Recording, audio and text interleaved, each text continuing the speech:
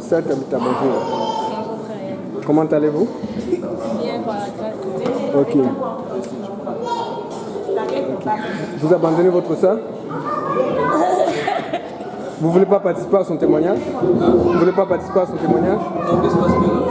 Ok, le bus par rapport à la sœur. Ok, sœur Tabitha, de quand ont beaucoup entendu parler de vous et puis je sais que vous êtes un modèle pour beaucoup de sœurs ici à l'église. Mais le problème c'est qu'on ne sait pas d'où vous venez, à part qu'on sait que vous êtes du Congo. Mais on me dit d'où vous venez spirituellement, qu'est-ce qui s'est passé, comment vous êtes sorti du monde, parce que nous tous nous avons été dans le monde, comment vous êtes arrivé à Montréal, parce que nous savons que vous êtes la sœur du frère Joël. Et la dernière fois que je me souviens, que je me rappelle du témoignage du frère Joël, il nous avait parlé de quelque chose de particulier qui l'embêtait beaucoup. Pour ceux qui veulent savoir, allez sur YouTube. Amen. Donc j'aimerais que vous me dites, c'est un peu quoi votre histoire, que vous fassiez un résumé. Merci. Comme toute personne normale qui est dans le monde, mon passe-temps favori c'était les boîtes de nuit. Et chaque samedi j'étais souvent là. Mes anniversaires aussi, je les passais là-bas. Puis en dehors de ça, j'organisais souvent des fêtes chez moi, chaque samedi aussi. Parce que j'aimais les fêtes, je sais pas. Et, à part ça, j'ai péché comme tout le monde. Hein. Comme tout le monde, ça veut dire quoi? Ben, j'ai fait tout ce que tout le monde fait. Genre quand on ne connaît pas Dieu. Mais j'ai pas tué par contre. Ça, hein? C'est ça, c'est tout ce que je peux dire. Vous vous souvenez-vous de votre baptême? Aussi, j'ai beaucoup lutté avec l'alcool par exemple. Ok, c'est ça. Vous vous souvenez-vous de votre baptême? Oui. Ok, vous pouvez raconter quelque chose? Qu'est-ce qui s'est passé? La conversion de Joël, est-ce que ça a affecté votre famille? Est-ce que vous ne l'avez pas trouvé fou? Quand on est venu à Montréal, Joël, il a tout pris qu'on fasse des études publiques, mais nous on ne voulait pas trop ça. Puis à la maison, de temps en temps, il nous forçait, venez on va faire l'étude. Et puis là on lui disait, ok, demain à quelle heure? On lui dit le matin, donc il s'arrangeait à nous mettre à l'aise pour que le matin on fasse l'étude. Des fois on dormait, mais il persévérait. Chaque jour il nous embêtait avec l'étude. Et on écoutait. Puis après, je pense qu'il y a un de mes frères, je sais plus qui, a dit qu'il voulait se faire baptiser. Après je me suis dit, bon, si même un enfant faisait ce que je laisse dans mon pays. Et je me suis fait baptiser. Quand je suis rentrée au pays, ben, j'étais en feu au début là, parce que voilà, les baptêmes, tout. Avant j'aimais faire les fêtes, mais là c'est comme je faisais des réunions à la maison où j'ai dit ok on va prier. Et puis, au début il y avait des gens qui recevaient le Saint-Esprit, puis les réunions s'est transformées en fêtes, donc on est reparti à notre style de vie. Et de temps en temps j'appelais Palinda qui était ici, puis j'essayais de la convaincre que les gens là ne font pas bien, tout. Puis elle demandait toujours au pasteur. Jusqu'à ce que je suis revenue à Montréal. Au début c'était pas facile. Mais avec l'aide du pasteur, puis certaines sœurs comme Solange, Palinda et tout, m'ont aidé avec la santé. Puis voilà. La sœur Palinda a une question pour vous. Sœur Palinda? Oui, sœur Tabitha, c'était comment ta première étude biblique du lundi soir? Oui, bon, ma première étude du lundi, j'avais une petite culotte bleue, je pense. Elle était vraiment petite, elle dépassait à peine si elle arrivait sur mes cuisses. Elle était vraiment petite. Et là, je suis venue, je me suis assise. On avait filmé ça? Je ne sais pas, je pense. On va chercher la vidéo. C'est quoi la date? J'arrive, c'est le frère Serge qui enseignait, puis il parlait sur l'habillement d'homme. Que les femmes doivent pas mettre des habits d'homme et tout. Et là, ça m'a énervé. J'ai dit qu'en fait, le pasteur là, il me connaît pas. Il sait qu'il parlait de moi et tout. Si c'est comme ça, bon, dimanche prochain, je reviendrai avec mon pantalon et je vais m'asseoir devant. Et je vais bien me maquiller, comme ça, il va voir. Donc, dimanche, je suis revenue bien maquillée, tout, même pour les défier un peu. Puis c'est ça, mais avec les temps, j'ai compris. C'est bon. Est-ce qu'il y a des choses pour lesquelles vous avez le plus lutté par rapport à votre passé au Congo? Des choses qui vous ont dérangé, des choses que vous avez beaucoup bataillé?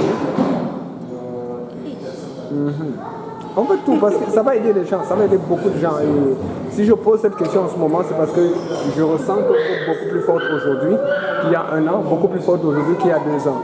Et une des choses qui a aidé beaucoup de serviteurs dans l'église, c'est les témoignages de frère Lionel, témoignages de frère Mehdi, mon témoignage de la sœur Solange, de Pierre. Et donc, si les gens vous voient servir le Seigneur comme ça, ils se disent que vous êtes né dans l'église, ils vont se dire, ah, c'est si facile que ça. Il faut qu'ils comprennent que vous êtes sortis de loin. Donc, s'il vous plaît, dites-nous ce que les gens ont besoin de savoir pour comprendre que ce n'est pas aussi facile, mais que Dieu peut vous aider. J'ai lutté avec plusieurs choses, mais je vais citer juste 2 que je trouve entraînées et tout.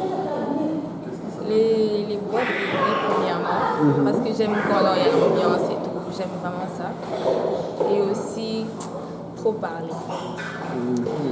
Ça, même étant dans l'église déjà, pratiquant, je peux dire à moitié la sanctification, je parlais toujours de Dieu.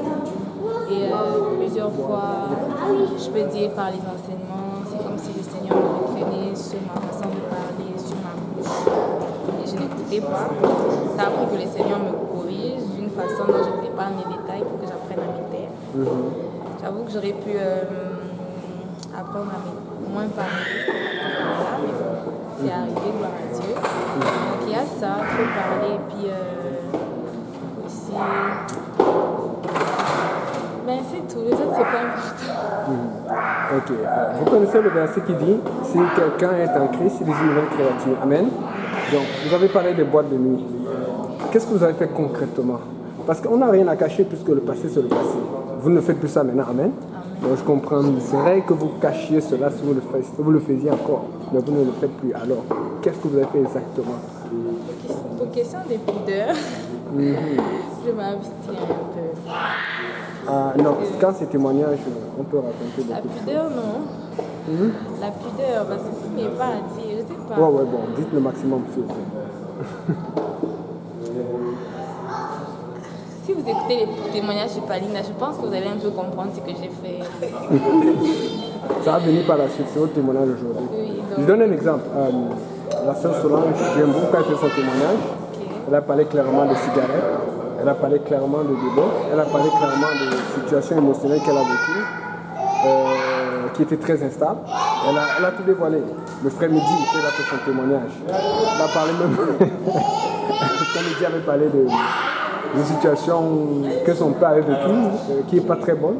Et quand son père a su son témoignage, son père l'a tenu pour lui dire « Mais maintenant, tous les amis vont savoir ce que j'ai fait. » Mais il dit que ça, et je vous dis, les gens, ça a beaucoup aidé, ça délivre. Des fois, vous croyez qu'il ne faut pas cacher. Dites-nous quelque chose comme ça. Bon.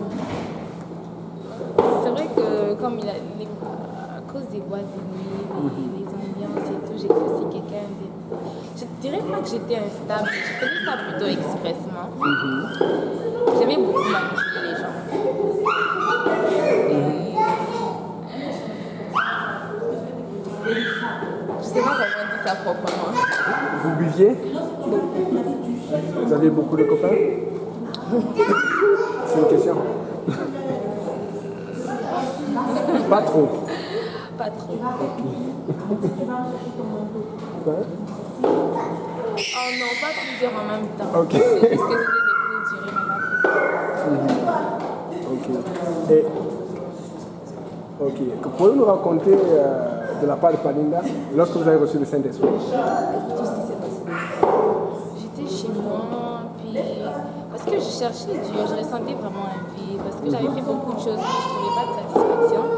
Et une fois, j'étais chez moi, j'écoutais une adoration. Et là, à un moment, je chantais, puis j'ai entendu comme s'il y avait quelqu'un qui m'appelait. Je ne savais pas que c'était qui m'appelait. Et là, genre dans la maison, j'ai demandé, il y avait un ami qui était chez moi ce jour-là, j'ai demandé est-ce que tu m'as appelé, il m'a dit non. Et là, je ressors, je m'assieds encore dehors, je chantais, j'entends encore quelqu'un qui m'appelle. Et là, je rentre, mon ami me dit que c'est pas lui qui m'a appelé. Et là, je ressors, je continue à chanter, puis j'avais comme des frissons et tout. Et là, j'ai commencé à chanter, j'ai commencé à prier seule.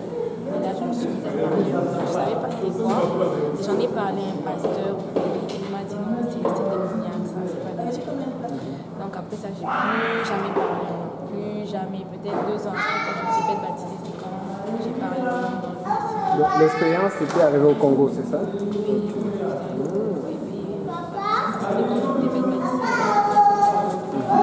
Ok, et par rapport à Montréal aujourd'hui, quels sont vos projets dans le Sénat?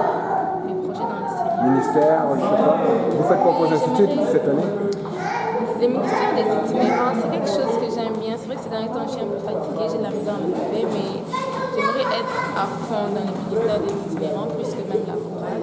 C'est vrai que j'aime la chorale aussi, mais beaucoup plus le ministère des itinérants. J'aimerais beaucoup aider les sans-abri et voir être changé par la parole, venir à Dieu et puis vivre pour Dieu, grandir dans le Seigneur, être transformé et à leur tour avoir aussi un témoignage vivant. Ok, tout la sœur Palinda. Est-ce que vous avez vécu des déceptions dans le monde? Toujours par rapport à Dieu? Par rapport à Dieu? Par rapport à Dieu. Bon,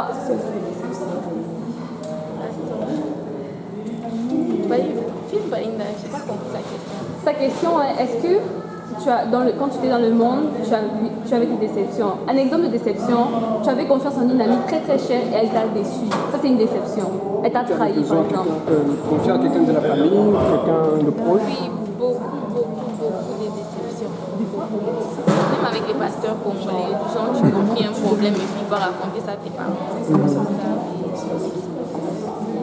Et maintenant, quand vous avez des déceptions dans le Seigneur, comment est-ce que vous agissez? Comment vous faites? Quel est votre processus? Bon, j'avoue que ça fait 1 mois peut-être que j'ai ce nouveau processus. Avant, j'avais un tout autre processus. Quand j'avais des déceptions avant, c'était autre chose. Mais maintenant, je dirais peut-être quelques semaines quand j'ai des déceptions. Mais ce que je vais faire, c'est prier en pleurant, c'est sûr. Puis peut-être parler avec le pasteur pour essayer de me défouler un peu. Et puis juste tourner la page dessus, remettre ça entre les mains de Dieu, puis attendre la suite. Donner de l'amour. J'espère que ça va me marcher. Ok. Dites-moi. Vous étiez hier au dimanche des Nations, n'est-ce pas? Yeah. J'ai une vidéo ici que je voulais montrer là. Là où ça chauffait là. J'ai même pas vu si je l'ai fait. La vidéo où je chante au mauvais moment. Comment tu... Ouais, zoom dessus, juste du zoom dessus.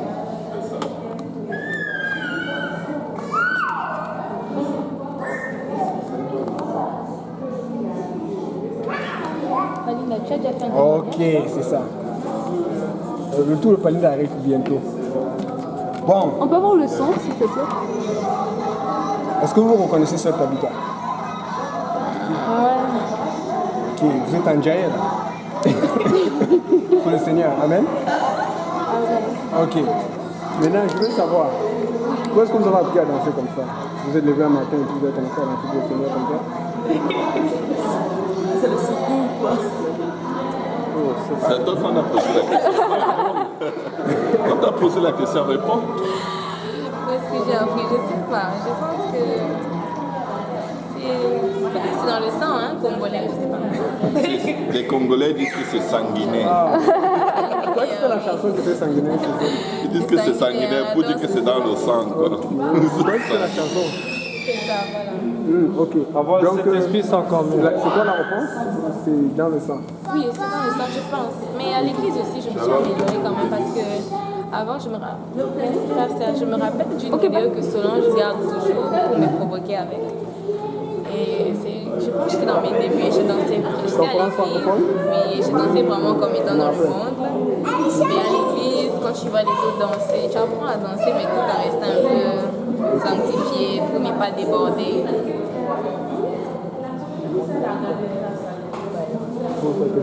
C'est quoi ta question, Patrick? Donc, madame, mademoiselle Davita, est-ce que vous est arrivé de tout, malgré que vous étiez encore dans le Seigneur, dans cette émission mondiale, avant de vous réaliser que, oh, ok, là, c'est pas pour le Seigneur, c'est Oui, ça m'est arrivé une fois. J'étais avec Palinda quelque part. Je pense que c'était dans un supermarché, puis ça jouait, là on s'est arrêté, on dansait. Après, on s'est rendu compte que c'est pas de Dieu et puis on s'est calmé un peu, mais c'est plus fort quand même. Est-ce qu'il est arrivé un temps où vous étiez seul, quand vous étiez en feu, on sait jamais? Oui, c'est arrivé arrivé, mais la plupart du temps, j'étais avec Balinda, je me rappelle. Et même, je me rappelle une fois, on traversait la route. Et comme ça, je garde. Ok, c'est bon. Maintenant, juste une dernière chose. Qu'est-ce que vous pouvez conseiller aux filles qui vous regardent et qui luttent avec ces affaires de boîte de nuit, ces danses lascives, ces choses? La prière, beaucoup s'attacher aux gens qui pratiquent la sainteté. Moi, ça m'est arrivé ce que j'ai réfléchi avec les gens qui m'ont servi vraiment d'exemple. Et prier, demander conseil, ne pas se lasser de parler de ce qui nous dérange. Comme, par exemple, moi dans mon cas, c'était trop parler. C'est que des fois, quand je disais quelque chose comme ça, pour moi-même encore, je suis pas dire au pasteur, regarde, j'ai dit ça. Hein. Et puis à chaque fois, il me disait non, fallait pas. Et après, j'exposais toujours ce que je faisais. Et c'est aussi d'exposer le mal. Parce que quand on cache, on chérit, et après, on a du mal à se défaire. Donc, c'est ça, je dirais prier, s'attacher aux gens qui prient, qui pratiquent la sainteté et toujours exposer ses problèmes aux pasteurs et aux gens qui peuvent t'aider à prier. Ok. Vous sous-entendez quoi par gens qui peuvent t'aider si ce n'est pas le pasteur? Des gens matures qui sont capables de garder quelque chose que tu confies et qui ne vont pas juste écouter, mais qui vont vraiment prendre le temps de prier pour toi. Quelqu'un qui prie pour toi, tu le sais. Merci beaucoup, Sœur Tabitha. Que Dieu vous bénisse. Balinda.